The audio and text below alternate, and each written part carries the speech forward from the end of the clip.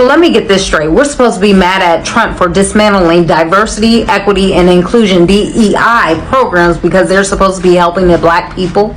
We're supposed to believe that affirmative action, minority business grants, and government contracts were just flooding our communities with opportunity.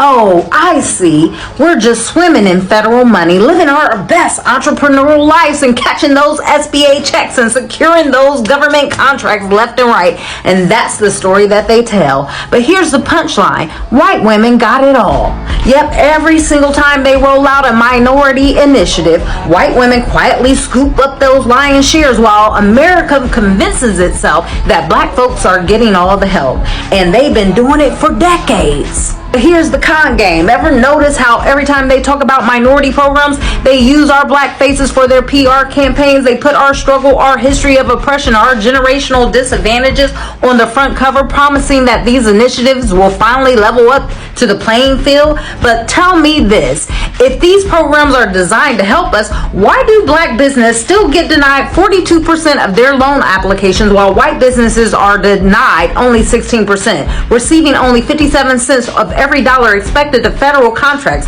get only half of the funding of their white counterparts, and even when they're making the same amount of money, avoiding applying for loans out of fear of rejection and the fear that only 12% of white businesses even consider. The numbers don't lie. The real scam is that black America is being used as a prop while white women cash out.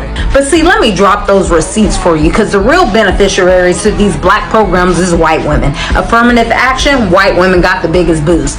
SBA minority business loan, white women qualify as the disadvantaged group and take the majority of the fund sharing. Federal contracting set aside, white women receive more contracts than black men and women combined. Welfare programs, the media tells you it's all about black people, but 43% of the welfare recipients are white, only 23% are black. But tell me again, who's really benefiting? Let me point out some irony for you all. Oh, but here's where it gets really funny. When people complain about minorities taking over and DEI ruining America, they're not mad at white women, they're mad at us. The biggest recipients of affirmative action, business loans, and federal programs aren't getting targeted. We are. Why? Because the illusion has to stay intact. If they admitted white women benefited, the whole house of cards would collapse. If they told the truth, people would realize that it was never about racial injustice. If they came clean, they had to admit that America has never made good on the promises to black people. And let me remind y'all, we ain't black. We are Hebrew Israelites, the true children of the Most High, because the system was never built for us. Let's break this all the way down. The government does not create these programs to uplift black people. They created to pacify us. They give few of us just enough of success so that we can be used for proof that the system works. And then they funnel the real money and the real resources and the real access to the same people who have always had it. And when we finally call out the scam, when we dare to say, wait a minute, we still at the bottom. They gaslight us into thinking we're crazy. They tell us you had Obama, as if one president erases 400 years of oppression.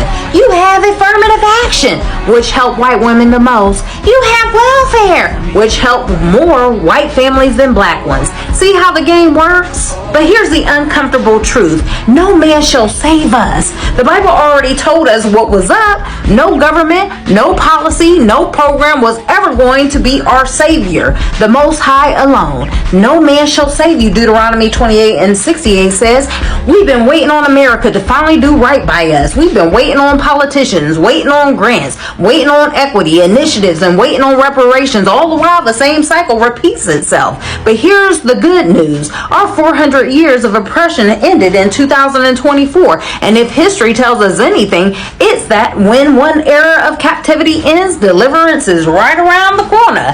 The inevitable reckoning is waking us up right now. So let's be clear. No SBA loan is going to fix this. No government program is going to make things equal. And honestly, that's a good thing, because our help doesn't come from Washington, D.C.